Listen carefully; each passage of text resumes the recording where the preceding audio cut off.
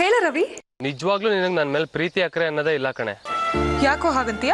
ಮತ್ತಿನ್ನೇನೆ, ದಿನ ಬೆಳಗಾದ್ರೆ ಆಫೀಸಿಗೆ ಬರ್ತಾ ಇದ್ದೆ, ನನ್ನ ರೇಗಿಸ್ತಾ ಇದ್ದೆ, ಮಾತಾಡಿಸ್ತಾ ಇದ್ದೆ.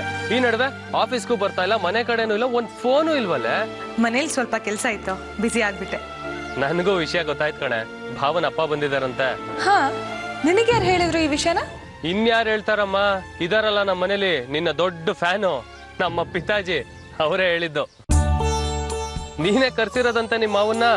ಅಪ್ಪ ತುಂಬಾ ಹೆಮ್ಮೆ ಪಡ್ತಿದ್ರು ಕಣೆ, ಇಷ್ಟು ವರ್ಷ ಬೀಗ್ರು ಮನೇಲಿ ಯಾರು ಮಾಡ್ದೇ ಇರೋ ಅಂತ ಕೆಲಸ ಮಾಡಿದಾಳು ನನ್ನ ಮಗಳು ಅಂತ. ಪರಿಚಯ ಮಾಡ್ಸಮ್ಮ ನಮಗೂ ನಿಮ್ಮ ಮಾವನ್ನ. ಸದ್ಯಕ್ಕೆ ಬೇಡ ಕಣ. ಯಾಕೆ? ನಿನ್ ತಮ್ಮ ಅಂತ ಮೀಟ್ ಮಾಡ್ಸೋ ತರನು ಇಲ್ವಾ ನಾನು?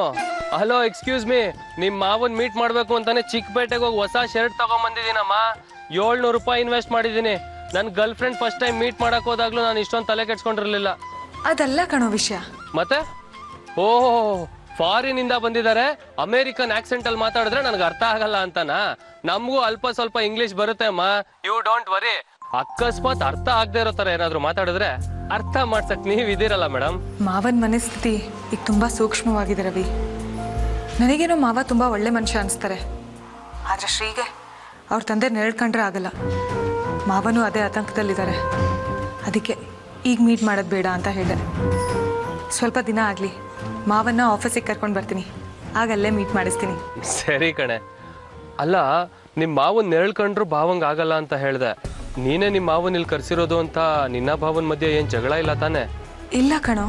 ನಿಜ ಹೇಳು. ನಿಜವಾಗ್ಲೂ ಇಲ್ವೋ? ಮಾವನ್ ಕಂಡ್ರೆ ಶ್ರೀಗೆ ಇಷ್ಟ ಇಲ್ಲ, ಆದರೆ ಮಾವ ವಾಪಸ್ ಬಂದಿರೋದು ಅಜ್ಜಿಗೆ ಅತ್ತೆಗೆ ತುಂಬ ಖುಷಿ ಕೊಟ್ಟಿದೆ. ಅವರಿಬ್ರು ಖುಷಿಯಾಗಿರುವಾಗ ಶ್ರೀ ನನ್ನ ಜೊತೆ ಯಾಕೆ ಜಗಳ ಮಾಡ್ತಾನೆ ಹೇಳು? ಹಬ್ಬಾ, ಈಗ ನನಗೆ ಸಮಾಧಾನ ಆಯ್ತು. ಆಕ್ಚುಲಿ ನಾವು ನಿಮಗೆ ಫೋನ್ ಮಾಡಿದ್ದು ನಿಮ್ಮ ಮಾವನ್ ವಿಷಯಕ್ಕಲ್ಲ, ಅದು ಸೆಕೆಂಡ್ ರೀಸನ್. ಮತ್ತೆ? ನಿಮ್ಮ ಮಾವನ್ ವಿಷಯದಲ್ಲಿ ಎಲ್ಲಿ ನಿನ್ನ ಭಾವನ್ ಮಧ್ಯ ಭಿನ್ನಾಭಿಪ್ರಾಯ ಬಂದಿದೆಯೋ ಅಂತ ಭಯ ಆಗೋಗಿತ್ತು. ಈಗ ನನ್ನ ಎಲ್ಲಾ ಭಯಗಳು ಆತಂಕಗಳು ಧೂಳಿಪಟ ಆಗೋಯ್ತು. ಆದ್ರೂ ನಿನ್ನ ಬಗ್ಗೆ ನನಗೆ ತುಂಬಾ ಹೆಮ್ಮೆ ಅನಿಸ್ತಿದೆ ಕಣೆ ಅಕ್ಕ.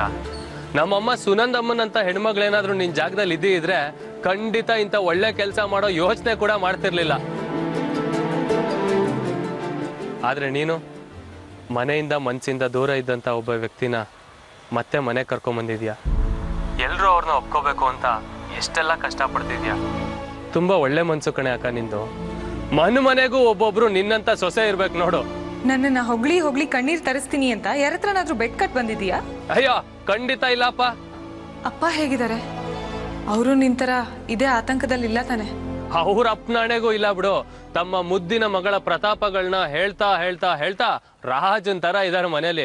ಆರೋಗ್ಯವಂತೂ ಸೂಪರ್ ಕಣೆ. ಇದಕ್ಕೆಲ್ಲ ನೀನೇ ಕಾರಣ ಕಣೆ ಅಕ್ಕ. ನೀನ್ ನಿಮ್ಮ ಅತ್ತೆ ಮನೇಲಿ ಒಳ್ಳೆ ಸೊಸೆಯಾಗಿರೋದ್ರಿಂದಾನೆ ಅಪ್ಪ ಇವತ್ತು ಸಂತೋಷವಾಗಿ ಆರೋಗ್ಯದಿಂದ ನೆಮ್ಮದಿಯಾಗಿರೋದು. ಅಕ್ಕ, ಮುಂದಿನ ಜನ್ಮದಲ್ಲೂ ನೀನೇ ನನಗೆ ಅಕ್ಕನಾಗಿ ಬರ್ತೀಯಾ? ಸಾಕು ಸಾಕು, ಫೋನ್ ಇಡ್ತೀಯಾ? ಬಾಯ್ ಬಾಯ್.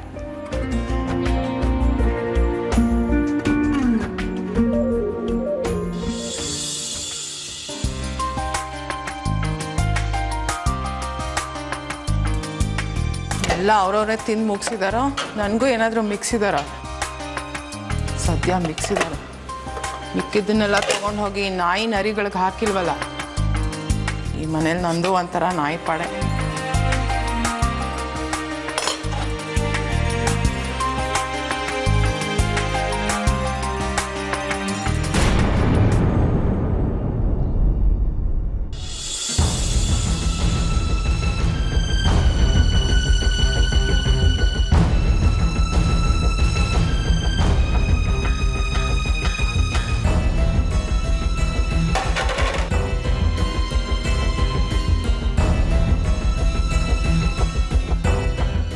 ಹೇಗಿದೆಯಾ ಮಕ್ಕಳ? ನನ್ನ ಜೊತೆ ಮಾತಾಡಲ್ವಾ? ಬೇಬಿ ಲಲಿತನೂ ನನ್ನ ಹತ್ರ ಮಾತಾಡಿದ್ರು, ನೀನು ಮಾತ್ರ ಯಾಕೆ ಬರಲಿಲ್ಲ? ಯಾಕೆ ಬರಬೇಕಿತ್ತು? ನನ್ನ ಹತ್ರ ಮಾತಾಡೋದಕ್ಕೆ. ನಿಮ್ಮ ಜೊತೆ ನಾನು ಯಾಕೆ ಮಾತಾಡಬೇಕು? ನನ್ನ ಹತ್ರ ಮಾತಾಡೋದಕ್ಕೂ ಒಂದು ಕಾರಣ ಬೇಕಾ? ನೀವು ಮನೆ ಬಿಟ್ಟು ಹೋಗೋಕ್ಕೆ ನಿಮ್ಗೊಂದು ಕಾರಣ ಇತ್ತಲ್ವಾ?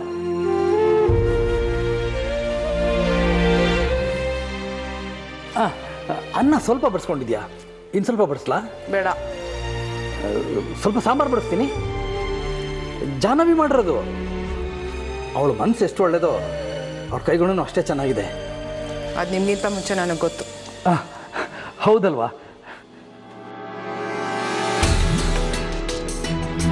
ನೀನ್ಯಾಕೆ ಎಲ್ಲರ ಜೊತೆ ಡಿನ್ನರ್ಗೆ ಬರಲಿಲ್ಲ? ಹುಷಾರಿರ್ಲಿಲ್ವಾ? ನಂಗೇನಾಗಿದೆ ದಾಡಿ? ಮತ್ತೆ ಮಲ್ಕೊಂಬಿಟ್ಟಿದ್ಯಾ?